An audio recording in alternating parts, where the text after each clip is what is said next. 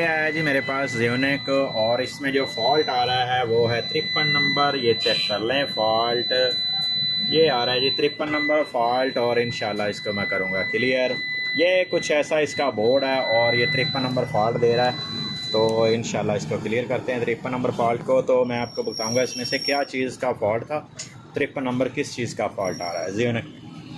अगर हम इसके वोल्टेज सेंस करें तो 210 वोल्ट ये दे रहा है, इसके बाद 53 नंबर फॉल्ट पे जाता है। 210 वोल्ट देने के बाद ये 53 नंबर फॉल्ट पे चला जाता है। तो 210 वोल्ट यानी कि ये देखें, मैं आपको दोबारा दिखा देता हूँ। ये देखें मैंने अब ऑन किया इसको, ठीक है। ये एक मरतबा ऑन होगा और 210 वोल्ट देने के बाद या 215 वोल्ट देने के बाद 53 नंबर फॉल्ट पे जाएगा। ये देखिए 215 वोल्ट आ गए हैं, ठीक है।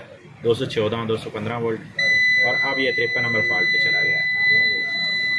और एक बोर्ड में एक जैसा फॉल्ट नहीं आता। जो फॉल्ट इसमें आया ये चेक करें आप कि मैंने यहाँ पे ये वाला ऑटो कपलर जो है 3120 ये रिप्लेस किया है। एक ये मैंने इसमें 38 अपना L43 रिप्लेस किया, ठीक है। और शक शुबा के तौर पे मैंने ये रेजिस्टेंस से रिप्लेस की थी 665 के की, लेकिन ये ख़राब नहीं थी।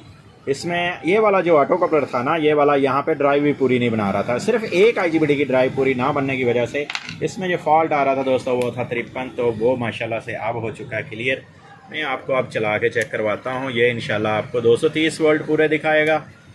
ये चेक करें जी 231 वोल्ट और ये फॉल्ट नंबर 53 पे भी नहीं जाएगा इंशाल्लाह, क्योंकि इसका जो फॉल्ट है वो ख़त्म हो गया दोस्तों। अगर किसी भी एक IGBT की ड्राइव ना बने तो फॉल्ट कोई भी आ सकता है, लेकिन मेरे पास ये आया है, किसी और दोस्त के पास और भी आ सकता है। लेकिन 99% जिसे कहते हैं ना कि अगर एक ऑटो कपलर आपकी IGBT की ड्राइव सही नहीं बना रहा तो ये फॉल्ट 53 आ सकता है।